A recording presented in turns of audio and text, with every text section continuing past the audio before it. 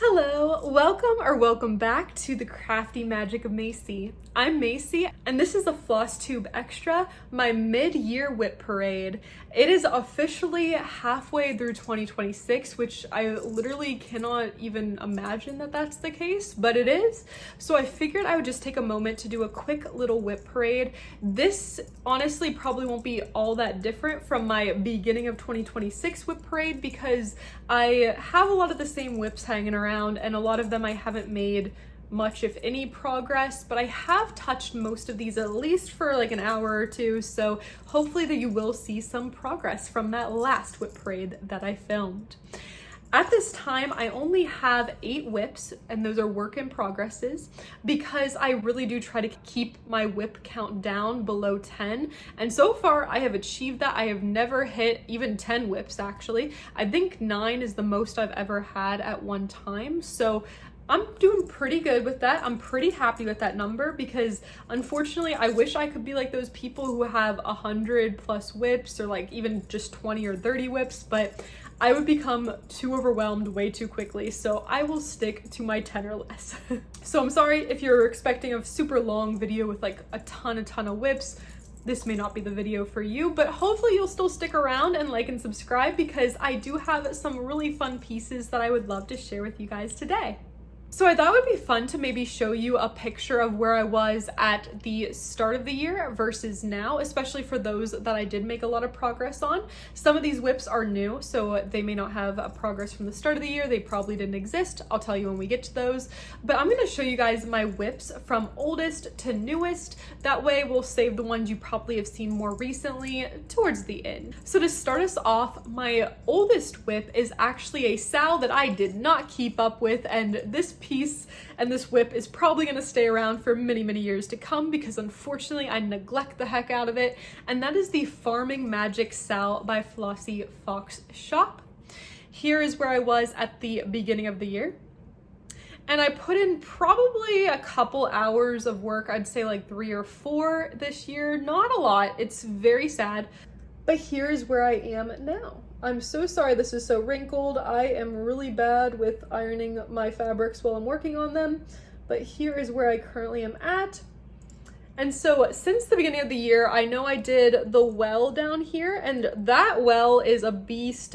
You wouldn't think it is by just looking at it, but wow, that took many hours of my life. I think I might have added in this beehive up at the top here, but my goal is to finish, I believe, part 3 this year. Correct me if I'm wrong, but I think that is the part that I'm currently working on, and I think I do want to try to finish that before the end of the year. We'll see if that happens. This piece, I love this so much. It gives me all the Stardew Valley vibes. It's absolutely gorgeous, but unfortunately I just don't stitch on it enough because there's so many colors. Like my project bag literally has tons and tons of DMCs just thrown in here. I know my organization stinks, but it just is a bit overwhelming, and the confetti stitching sometimes isn't always what I'm in the mood for. But thankfully I did pick an easier fabric for this, so I'm stitching this on 14 count Zweigart Vintage Ada in the colorway Blue Whisper. It doesn't pick up on camera super well, but it does have a little bit of a blue kind of sky background. But here's my progress. Hopefully I will not neglect this for the rest of the year, and hopefully by my end of year WIP parade you'll see a lot more progress here. And like I said, that was my oldest WIP, and I have been working on that since spring of 2023, but honestly a lot of the years since I have not touched it at all or barely touched it like so far this year. So this is a piece that I really do hope to eventually have done, so I better make some progress on it soon. My second oldest WIP I also started in 2023. Shockingly enough, Mirabilia was one of my first projects that I started because I honestly have never had fear when it comes to cross stitching.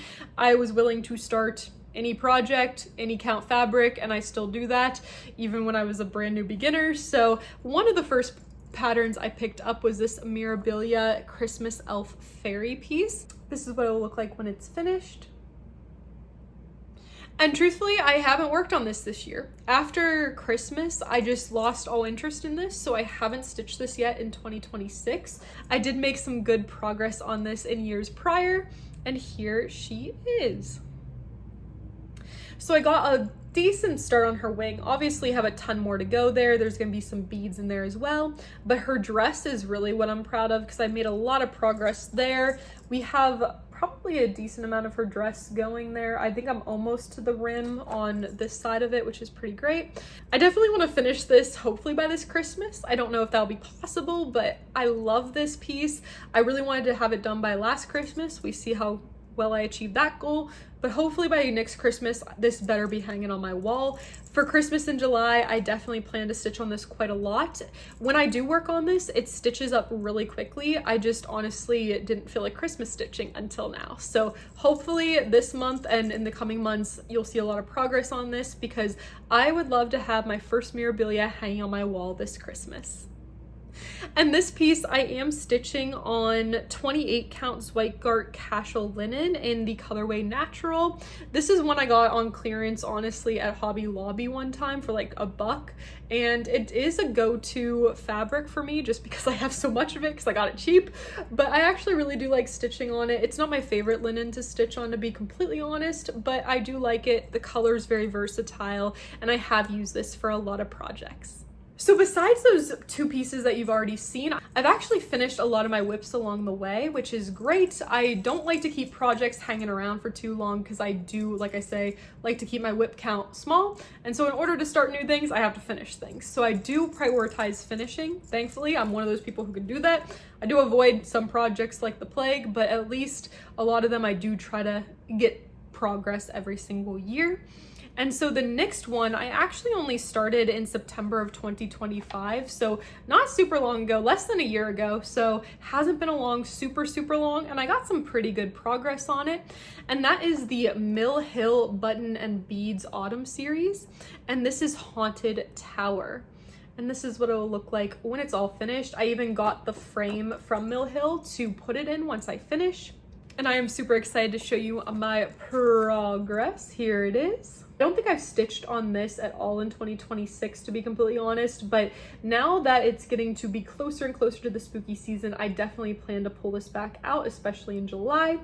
And I would kind of estimate that I am at least a quarter done, maybe? I feel like I'm not quite there, but, or maybe a quarter, I could take that. But I actually have all of this complete. Everything that's left is going to be a bead, I believe. So I have a lot of good progress here. Super happy with how this is shaping up. I feel like I did a lot of the extra confetti heavy areas first. So hopefully the rest of this will be a lot easier. And I'm really excited to get to the beads. So this is a piece that like I actually plan to work on very soon because I just like the way that it's looking. This is a full coverage that like at least now it looks like something. So I am more motivated to make progress. And I don't know if this is true or not, but I don't keep track of my patterns in Pattern Keeper or anything, so I don't know how far I am percentage-wise of my WIPs. That's why I'm guessing. Paper pattern girl. Sorry, I'm a little bit old-fashioned. But this piece in particular, I would hesitantly say that I might be closest to a finish on this one. I don't know if that's actually true, but this is one that I do foresee me maybe finishing in the next year.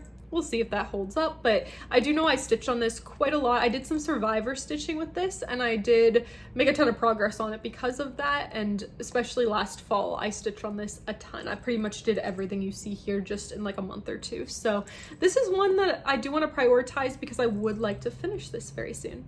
Next up, I have what I refer to as my Tale of Woe project, because this project I have messed up so many times. I don't typically make mistakes on projects. I'm not saying that to brag or anything, but I will say I'm pretty good about the counting, double and triple checking myself. But this piece I have messed up at least 3 occasions, and it's been pretty problematic and prevented me from working on this a lot. And this is Ink Circles Arranging for Orchestra. And this is what it will look like when it's finished, if it ever gets finished. Don't listen to me, I'm sure that I will finish this because this is actually a gift for my fiance. This is the one piece he's wanted me to stitch for him, and I haven't done it because I keep messing up, unfortunately. But what I'm about to show you, I don't even know if this is what it's gonna look like even for my next Flosstube episode, because probably a lot of this I will be tearing out.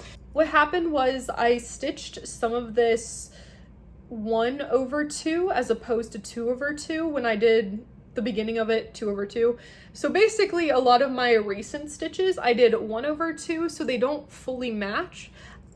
I think it's not noticeable. Like, actually looking at it right now, you could have fooled me, it looks perfectly fine, but it's gonna probably bug me until I fix it. So I'm probably gonna fix it and tear out everything that I did 1/2, just because I'm a perfectionist, just because I literally haven't worked on this because I'm so just sad and distraught that I messed up about it. But definitely let me know if you've ever run into that issue, what you've done, if you fudged it or just moved on. Basically, I think it's mostly the fill-in of the instruments that I did 1/2, and I think it does really look fine. It's probably okay, but like, it does bother me. The outlines I think definitely have to be 2/2, so because of that, I don't know if I should go back and do it or just be consistent. We'll figure it out, but I haven't touched this piece for a while because I don't have the heart to tear it out, don't have the heart to change it, but this is one I really do want to give time to, because once I do stitch on it, I make so much progress fast, and I really do like ink circles, and this is my first ink circles, and it's really just a shame that I haven't finished it, especially because it is a gift. Hopefully in the near future, I'll pull this out and work on it and fix my mistakes and make it look a little bit better, but here it is. This I'm stitching on 28 count even weave with all of the called for specialty threads. I don't know exactly what even weave this is because I bought it long before I started keeping track apparently, but definitely like this piece. It's a fun pattern, just unfortunately had a lot of issues with it. Next up, we have my absolute favorite piece. It feels bad picking favorites, but if I had to pick a favorite, let's be real, this is it. And it is the Master of Macabre, Edgar Allan Poe. I'll put up a picture of what it's gonna look when it's all finished. And then my progress, I'm very, very happy with, if you couldn't already tell. This is a project I only started in July 2025, so exactly a year ago.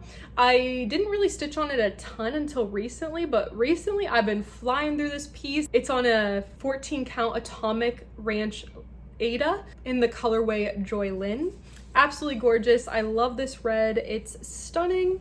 And I'm stitching 2/1 with all the called for DMCs minus 310, which I subbed out for Sulky to make it a little bit more vibrant. But here is Poe's face. Definitely gonna see him a lot more in my Flosstube episodes if you continue to watch me, because he definitely is one I love working on.